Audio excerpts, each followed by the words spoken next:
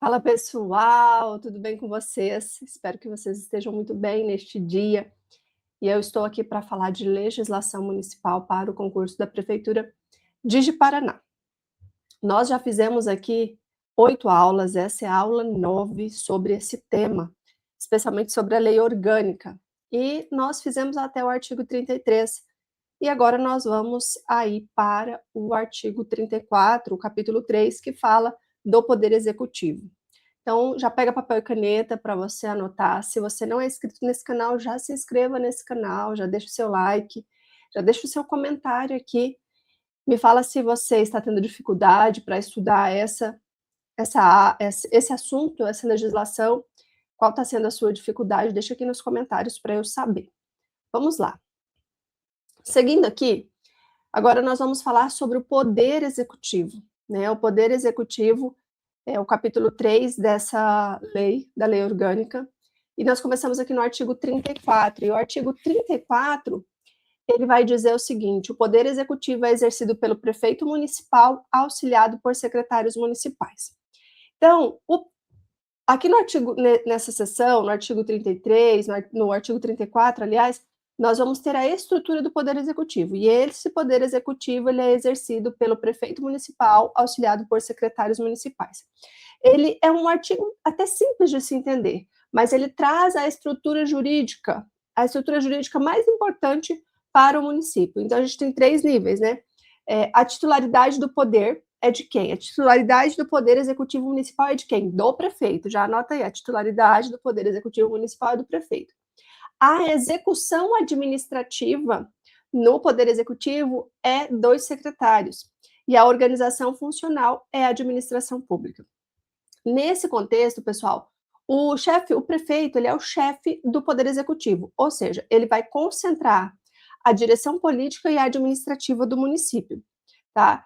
Isso é uma questão que vem diretamente do nosso próprio modelo constitucional, do modelo constitucional brasileiro, que adota o sistema presidencialista, inclusive quando nós pensamos nos municípios. Então, assim, quem é o chefe do Poder Executivo federal? É o presidente. Quem é o chefe do Poder Executivo estadual?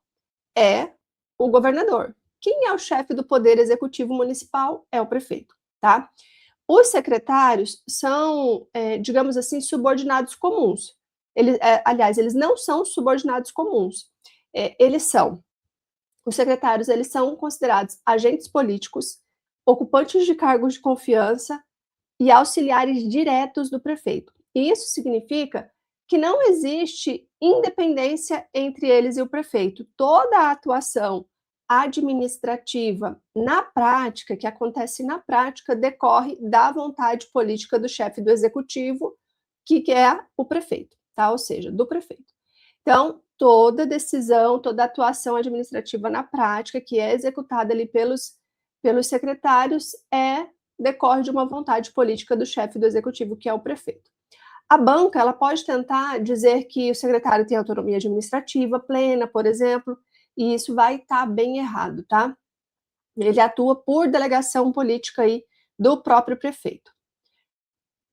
A posse, né, quando a gente olha para o artigo aqui, artigo 35, ele fala assim: o prefeito e o vice-prefeito tomarão posse em sessão da Câmara Municipal no dia 1º de janeiro do ano subsequente ao da eleição, prestando o compromisso de manter, defender e cumprir a Constituição da República, a Constituição Estadual e a lei orgânica, observar as leis e promover o bem geral do município. O artigo 35, ele fala da posse e do compromisso. Prefeito e vice-prefeito tomam posse no dia 1º de janeiro e prestam um compromisso constitucional. Esse compromisso, ele não é apenas um compromisso simbólico, tá, pessoal? Ele tem uma natureza jurídica, uma natureza política e uma natureza institucional. Quando o prefeito assume, ele se vincula formalmente ao Estado Democrático de Direito, já falamos sobre isso em aulas anteriores, ele se vincula à Constituição Federal, ele se vincula à Constituição Estadual e ele se vincula à Lei Orgânica Municipal. E isso faz com que se crie um dever jurídico de atuação conforme todos esses parâmetros aqui, tá? Quando acontece uma vacância por não posse, por o prefeito não ter tomado posse, por exemplo, se o prefeito não assumir em 10 dias, o cargo é considerado vago, tá? E aqui é um conceito importante que vem lá do direito constitucional, né? A vacância é, é deixar o cargo vago. E nesse caso, se o prefeito não assumir em 10 dias, se ele não assumir, ele deve ali tomar posse no primeiro dia de janeiro da sessão subsequente, da sessão da Câmara Municipal subsequente ao ano de eleição. Se ele não toma posse aí, se ele não assumir em até 10 dias, o cargo é declarado vago. E aí, aqui a gente tem o conceito de vacância, né? Quando existe essa vacância, existe a perda do cargo por não ocupação válida dentro do prazo estipulado. E esse prazo, ele existe para que se evite a instabilidade institucional, tá? O município ele não pode ficar sem o comando, sem o prefeito, então existe esse prazo legal. E isso está aqui, ó, no parágrafo único do artigo 35, tá? No parágrafo único do artigo 35. O artigo 36 fala assim: substituirá o prefeito no caso de impedimentos e suceder-lhe-á, no caso de vaga, o vice-prefeito. Então, o artigo 36, ele diferencia duas coisas que a banca pode cobrar de você. A substituição é aquilo que ocorre quando o prefeito está temporariamente impedido, uma viagem, licença, doença, aí quem assume é o vice, mas o titular continua sendo o prefeito. Agora, quando acontece a sucessão, e a sucessão ela ocorre quando há uma vacância definitiva ali, quando o prefeito não pode mais atuar. Por exemplo, por uma questão de morte, morreu o prefeito, aí vem a sucessão do vice-prefeito. Renúncia, o prefeito renunciou, sucessão do vice-prefeito. O prefeito perdeu o mandato, perda de mandato, o vice pode assumir. Então, o vice ele passa a ser prefeito de fato. Não existe duas questões aqui, tá? Ele pode substituir ou suceder. Substituição e sucessão. Aí você precisa lembrar de diferenciar esses dois que eu te falei, tá? A distinção aqui, ela é muito fundamental para você não errar questões de prova, tá? De forma muito sofisticada, o vice, ele pode assumir também cargo de secretário, tá? Isso não viola de modo nenhum a separação dos poderes, porque o vice-prefeito continua no executivo e não há um acúmulo incompatível. Então, o vice, ele pode sim assumir cargo de secretário, tá? O artigo 37, que fala bem aqui, ó, a investidura do vice-prefeito no cargo de secretário não impedirá as funções do parágrafo anterior, tá? Tá tudo na lei. O artigo 37 diz assim pra gente: em caso de impedimento do prefeito e do vice-prefeito ou vacância dos respectivos cargos, assumirá a prefeitura o presidente da Câmara Municipal, que promoverá em 90 dias após a vacância nova eleição. Aí é que tem uma diferença, ó. Ocorrendo a vacância nos últimos 2 anos de mandato, a eleição para ambos os cargos será feita 30 dias depois de aberta a última vaga. Por quem? Pela Câmara Municipal, na forma da lei. E em qualquer dos casos, os eleitos deverão completar o período de seus sucessores. Só completar. Então, vamos entender isso daqui?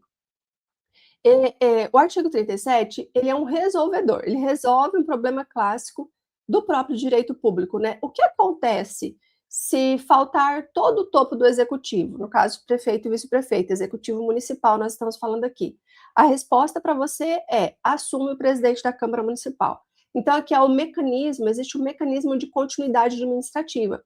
Agora, em relação às eleições, a parte que é bastante cobrada em provas, até mesmo porque acaba sendo um conhecimento amplo, né? Se a vacância ocorrer antes dos 2 últimos anos, é uma eleição direta por parte do povo. Se a vacância acontecer nos últimos 2 anos, é uma eleição indireta por meio da Câmara. Então, a vacância aconteceu nos últimos 2 anos, antes dos últimos 2 anos, aliás, nos 2 primeiros anos de mandato, eleição direta pelo povo, e isso tem que acontecer em até 90 dias. Se for nos últimos 2 anos, a eleição é indireta pela Câmara, e isso tem que acontecer em até 30 dias. Isso aqui a gente entra na questão da eficiência e da estabilidade. Então, assim, não faz sentido mobilizar as eleições diretas perto do fim do mandato. Então, nós temos essas duas situações.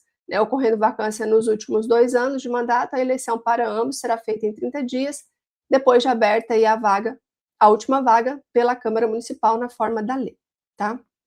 Agora, no caso de impedimento ou vacância dos respectivos, né, assume a prefeitura o presidente da Câmara, que promoverá em 90 dias após a vacância nova eleição. Essa situação aqui é no caso de ser nos 2 primeiros anos de mandato. Se for nos 2 últimos anos de mandato, é a segunda situação, tá? No artigo número 38, ele fala assim, ó, perderá o mandato o prefeito que assumir cargo diverso ou função na administração pública, ressalvada investidura em virtude de concurso público nos termos da Constituição da República, ou declarado ausente do município sem licença da Câmara Municipal há mais de 15 dias. Aqui, o artigo 38, pessoal, o artigo 38, ele fala do acúmulo indevido de função, então o prefeito ele não pode exercer outro cargo público. E por que não pode acontecer isso? Para evitar o conflito de funções e também para garantir a dedicação exclusiva aí ao executivo. E também a questão da ausência do município, esse artigo fala. Se o prefeito ficar mais de 15 dias sem a autorização, ele perde o mandato. Aqui a gente está falando de controle político do legislativo. Isso impede o abandono da função. Em outras aulas eu já falei que para o prefeito ele se ausentar da cidade por mais de 15 dias, do município por mais de 15 dias, ele tem que ter autorização aí da Câmara Municipal, tá? Bem simples para que vocês entendam. O artigo 39 vai falar das atribuições, tá? Que compete a quem, né? E aí o artigo 39 fala aqui, ó, compete privativamente ao prefeito. O que compete, né? Ele aqui ao todo que compete privativamente ao prefeito são 21 atribuições. Isso aqui vocês precisam ler, tá? Eu não vou ficar lendo um por um aqui não, porque eu vou explicar para vocês, mas vocês precisam ler. Então, esse artigo 39, ele é muito importante aqui nesse bloco, tá? Porque ele mostra que o prefeito exerce 3 tipos de função: função administrativa, a função legislativa, que é uma função atípica, e a função política. A função legislativa, ele vai nomear, ele vai exonerar, ele vai organizar a administração, ele vai gerir cargos. E a função legislativa, atípica, ele vai propor leis, ele vai sancionar leis, vetar, né, ali leis, regulamentar leis. E na função política, ele define as políticas públicas, ele planeja o governo e ele presta contas também. Aqui, de forma mais aprofundada, o que a gente precisa entender? O prefeito ele não cria nenhuma lei sozinho, mas ele participa da formação da lei. E isso mostra o sistema de check and balances, que eu já falei para vocês, que é o sistema de freios e contrapesos, tá?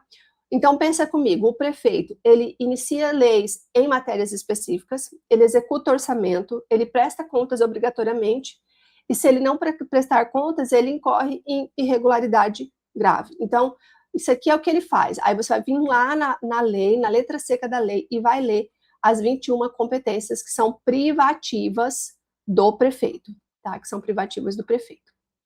Aqui no artigo 40, nós vamos falar sobre responsabilidade. E o artigo 40 fala assim: os crimes que o prefeito municipal praticar no exercício do mandato ou em decorrência dele, por infração penal comum ou por crime de responsabilidade, serão julgados perante o Tribunal de Justiça do Estado, né, no caso de Rondônia.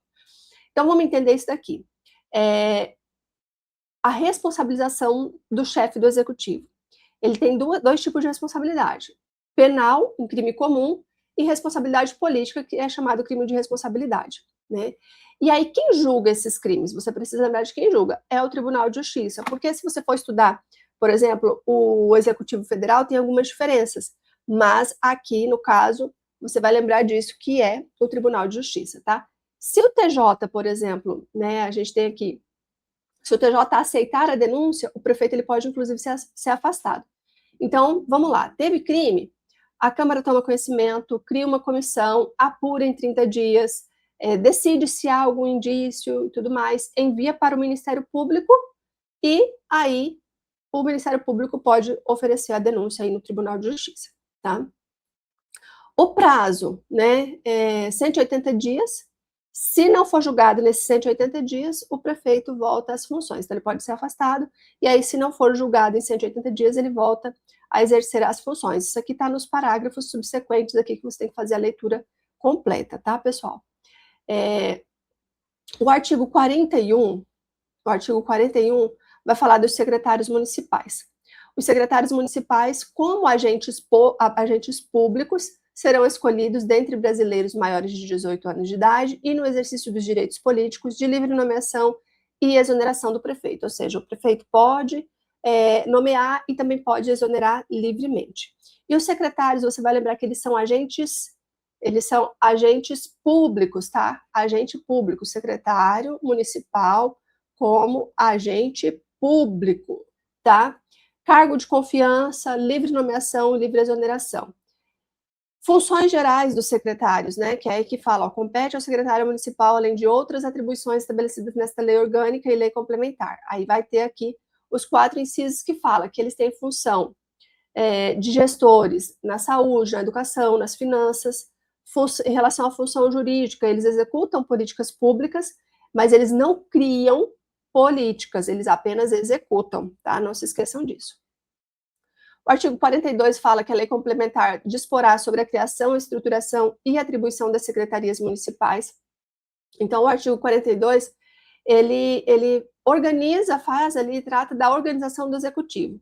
Tudo deve se vincular a uma secretaria, deve estar vinculado a uma secretaria, tá? E isso faz com que não tenha órgãos soltos de qualquer jeito, não exista uma desorganização administrativa. E também vale lembrar aqui que a Procuradoria e o gabinete, eles têm status equivalente a status de secretaria, tá? Em relação aqui no artigo 43, fala, a Procuradoria-Geral do município é a instituição que representa o município no foro judicial, cabendo-lhe ainda as atividades de consultoria e assessoria do Executivo. O artigo 43, ele fala da advocacia pública. Qual que é a função? Representar o município, defender juridicamente e dar parecer jurídico. A natureza aqui é de órgão essencial à justiça. E o procurador-geral, ele é nomeado livremente, mas de livre nomeação e exoneração dentre os advogados integrantes do quadro efetivo. Então, assim, integrantes ou não do quadro efetivo. Então, pode ou não ser do quadro de servidores efetivos, tá? Então, ele é nomeado livremente, ele pode ser, inclusive, ser externo, nomeado externamente, e ele tem a exigência da prática jurídica, tá? Então, é um cargo de confiança, mas é um cargo técnico. Tem aí a necessidade de 3 anos de prática aí forense, tá? O artigo 44, ele fala, a Guarda Municipal destina-se à proteção de bens, serviços e instalações do município, inclusive os de trânsito, e terá organização e funcionamento e comando na forma da lei. Ainda não temos, né? Quem sabe um dia teremos, mas é importante você saber que isso está previsto na lei orgânica, tá? Lembrando que a Guarda Municipal não é polícia, tá? Ela tem função administrativa e patrimonial, protege os bens públicos, serviços, instalações, tá? E pode atuar também no trânsito. Aqui, para a gente fechar esse capítulo, é importante a gente entender que o que você está vendo aqui, o que você viu aqui, é a estrutura. A estrutura do prefeito e do vice-prefeito, do poder executivo, né?